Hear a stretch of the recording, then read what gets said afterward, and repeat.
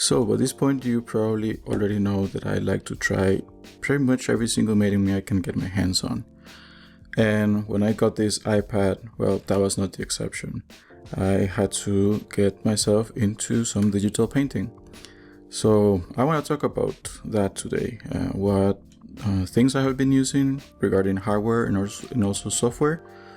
And yeah, telling you my experience, a couple things that I have already painted, and yeah, this might be the way you want to go if you want to start digital painting. So yeah, let's get right into it. So of course the first thing that I got was this iPad, and yeah, you can see me there. So this is a last year, 2023 iPad Pro, and this is the 11-inch one. So I got this one because I wanted something small enough that I could carry around, but I wanted enough power just in case I want to edit video later down the road. So this is the option I went with, and it has worked great, so no complaints there. Now I'm kind of paranoid, and so I needed to get my hands on my hands one of these things, a case. Let me put it in. Yeah, so it is a simple case, nothing too fancy, nothing too expensive. What I like of this case is that it's got this clasp here that you can use to close like this, or when you are actually painting, you can close it like this, so it is not, flapping and dangling all over the place. So yeah, I like that a lot. The other thing that I really like of this case is that you got this convenient door here for your camera, so it stays protected, and it is still very easily accessible, and it has a magnet here as well, so it stays there and also it stays there because of the magnet. So yeah, that is awesome. The next thing that I was having some thoughts if I should get or not, it was a screen protector, and I decided not to go with one of those because I felt like they were adding some thickness to, let me see if I can show you a little better, some thickness to my my screen, and that would have felt like I was losing precision on my strokes. So that's why I didn't go with one of those. So yeah, this is the tip. I can go as close as I can, but it's probably not focusing very well.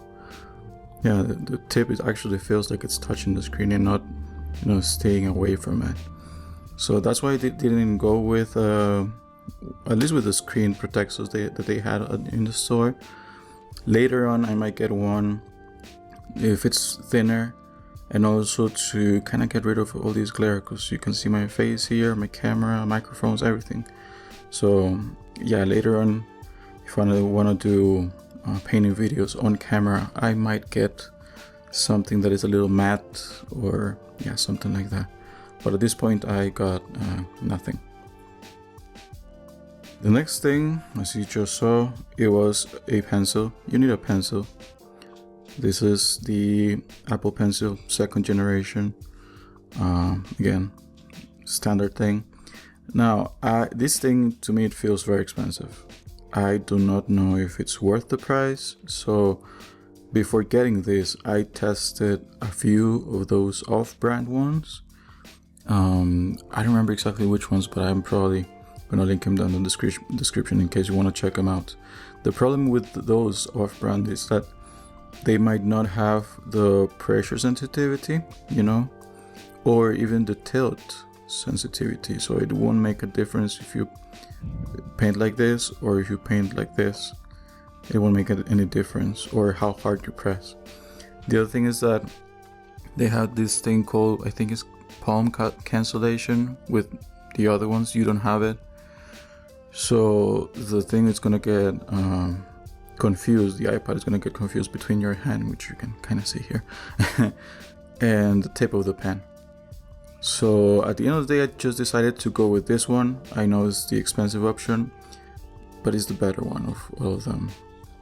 So yeah, I would say if you're just taking notes, or if you don't get about, you don't you don't care about the pressure or tilt sensitivity and those things, just go for the regular one. It is they are much cheaper than this one.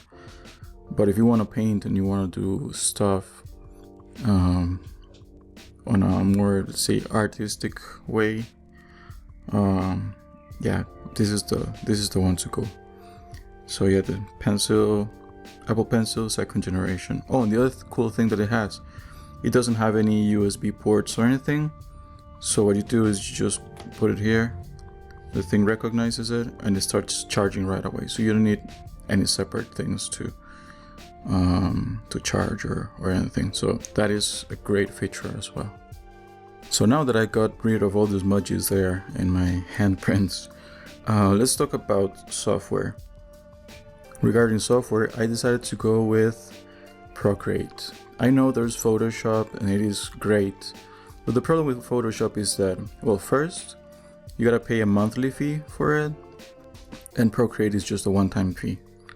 And yeah, I don't want to pay, Photoshop for the rest of my life. So this felt like the best option, at least for me. And then Photoshop, I've used it for many years. I'm a graphic designer, so I'm familiar with it. But still, if you're just starting out, it is a very, very cumbersome piece of software. You might take tutorials for years, and still later down the road, you'll still find, these obscure options that you had no idea existed. And if you're just starting out, you just want to get straight into the point, and Procreate for that reason is great. If you still want to take tutorials on Procreate, I'm gonna link them down as well. The Procreate people, they have, I think it's a 4-part tutorial. It's like 15 minutes each. So if you just take the first 2, within half an hour you will know pretty much everything that you need to know to start drawing. Because the other 2, I think they go into more like animation and like deeper settings and so on. So just take a half an hour of tutorials if you want to, because you don't really need it. This is very intuitive, and then you can start using Procreate right away. And so it is so easy to use that you don't need to do anything else. Now, once you got all that and you went through all the spending part, that's when the fun part begins. And to get myself familiar, and I'm going to show you a time lapse of all these things that I've been painting lately. I started with this one. This is just a simple sphere. I just wanted to get familiar with the medium. I used let me see, it was the oil, I think it's this one, yeah, the oil paint brush.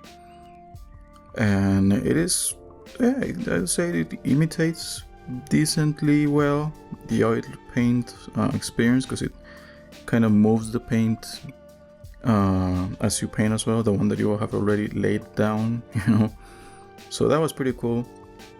And also a lot of smudging here and there to get kind of like the shadows and so on. I didn't do that much here, but yeah, so this was the first exercise I did to get familiar with the new medium. After that, I decided to go with something familiar for me. So I had already done an avocado, similar to this, but on gouache. So I kind of knew the painting that I was getting into, and so I just replicated the thing here in Procreate. Again, I used the oil paint brush, and yeah, some smudging as well. And yeah, I really liked it. After that, I decided I wanted to do something a little bit more complicated, and I went with this thing. So I remember back in art school, I used to do this all the time, but it's been around 15 years that I finished art school. So I was like, I'm gonna try one of these, and it was sort of challenging, especially, because it's a new medium, and it has some issues like the original, the head was a little bit more tilted, and yeah, but it was great. I learned how to do the smudging thing so much better than with the other paintings. And yeah, I actually had a lot of fun doing this.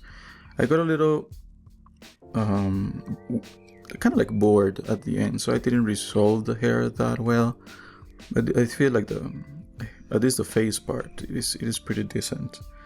So yeah, this was the other one that I did. And lastly, a few days ago I went into this one.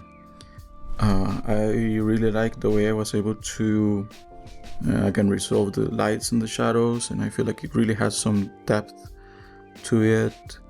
And yeah, I really enjoyed doing this for paintings. So I plan to keep working on this. I got a couple more that I don't think they deserve your time, but yeah, I really enjoyed this new medium. Now, just to finish, I feel like a lot of people might already have some of these things. A lot of people might have an iPad, but they might not have a pencil, or they might have both but not the software and so on. So if that's your situation, I feel like starting with the right foot wouldn't require you to spend a lot of money. Now, if you do not have an iPad, then you might want to consider a different option, because iPads, they are actually on the expensive side. I know there are Android versions or Android tablets that are just as good and maybe half the price. So you might want to do some research there. But in my case, I have no regrets going this way. Now, as always, I am linking everything that I used here down in the description below. And if you liked, please consider subscribing. And have a good one.